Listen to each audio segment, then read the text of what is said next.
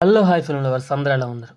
సినీ యావత్తు మొత్తం కూడా ఐకాన్ స్టార్ అల్లు అర్జున్ నటిస్తున్న పుష్ప 2 సినిమా కోసం అద్భుతంగా ఎదురుచూస్తుంది. అల్లు అర్జున్ దర్శకుడు సుకుమార్ కాంబినేషన్లో వచ్చిన పుష్ప మొదటి పార్ట్ ఎంతటి ఘన విజయం సాధించిందో అందరికీ తెలిసిందే. ఈ సినిమాలో అల్లు అర్జున్ నటనకు నార్త్ ఆడియన్స్ ఫిదా అయ్యారు. ఇక ఈ సినిమాకు గాను అల్లు అర్జున్ జాతీయ ఉత్తమ హీరో అవార్డు సైతం గెలుచుకున్నారు. జాతీయ అవార్డు అందుకున్న తొలి తెలుగు హీరోగా అల్లు అర్జున్ నిలిచారు. అయితే ఇక బన్నీ తన మేనరిజంతో యాక్టింగ్తో పుష్పను పాన్ ఇండియా స్థాయి నిలబెట్టాడు. నార్త్ ఆడియన్స్కు పుష్ప బాగా ఎక్కేసింది. అందుకే పుష్ప అక్కడ 100 కోట్లు కొల్లగొట్టేసింది. దీంతో పుష్ప 2పై భారీ అంచనాలు అయితే ఏర్పడ్డాయి. ముఖ్యంగా ఈ సినిమా కోసం నార్త్ ఆడియన్స్ ఎంతో అద్భుతంగా ఎదురుచూస్తున్నారు. దీనికి తగ్గట్టుగానే సుకుమార్ ఈ సినిమాపై ప్రత్యేక శ్రద్ధ పెట్టినట్టు తెలుస్తోంది. తొలుత ఆగస్టు 15 విడుదల చేస్తారని ప్రకటించినప్పటికీ షూటింగ్ ఆలస్యం కావడంతో సినిమాను వాయిదా వేశారు. అయితే ఇక డిసెంబర్ 6న ఎట్టి పరిస్థితుల్లోనూ సినిమాను విడుదల చేస్తామని నిర్మాత ప్రకటించారు. అయితే పుష్ప 2 రిలీజ్ డేట్ను మరోసారి మార్చారు మేకర్స్.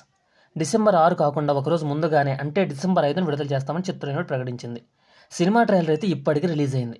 ఇక ఈ సినిమా కోసం అల్లు అర్జున్ భారీగానే రెమ్యునరేషన్ తీసుకున్నట్లు సమాచారం అందుతుంది. ఇప్పటి వరకు ఏ హీరో అందుకొని పారితోషికం అల్లు అర్జున్ ఈ సినిమాలో తీసుకుంటున్నారని ప్రచారం జరుగుతుంది. పుష్ప 2 సినిమాకు గాను అల్లు అర్జున్ దాదాపు 300 కోట్ల వరకు తీసుకుంటున్నారని తెలుస్తోంది. ఈ సినిమా కోసం అల్లు అర్జున్ 3 ఏళ్ల పాటు తన సమయాన్ని వేచించారు. అలాగే శ్రీవల్లి పాత్రలో చేసిన రష్మిక మందాన 10 కోట్ల రూపాయలు తీసుకుంది. అయితే ఇక ఈ మూవీలో విలన్గా నటించిన ఫాయద్ ఫాజిల్ 8 కోట్ల వరకు రెమ్యునరేషన్ తీసుకున్నట్లు సమాచారం. సుకుమార్ దర్శకత్వ బాధ్యతల కోసం 15 కోట్లు తీసుకున్నట్లు సమాచారం. మరోవైపు మ్యూజిక్ కంపోజిషన్ కోసం దేవిశ్రీ ప్రసాద్ 5 కోట్ల పారితోషికం తీసుకుంటున్నారని తెలుస్తోంది. ఏది ఏమైనప్పటికీ ఇండియా మొత్తం మీద అత్యధిక పారితోషికం తీసుకుంటున్న హీరోగా అల్లు అర్జున్ నిలిచారు. అది భయ్యా సంగతి. పుష్ప 2 ట్రయల్ అయితే మీకు ఎలా అనిపించిందో కింద కామెంట్ చేయండి.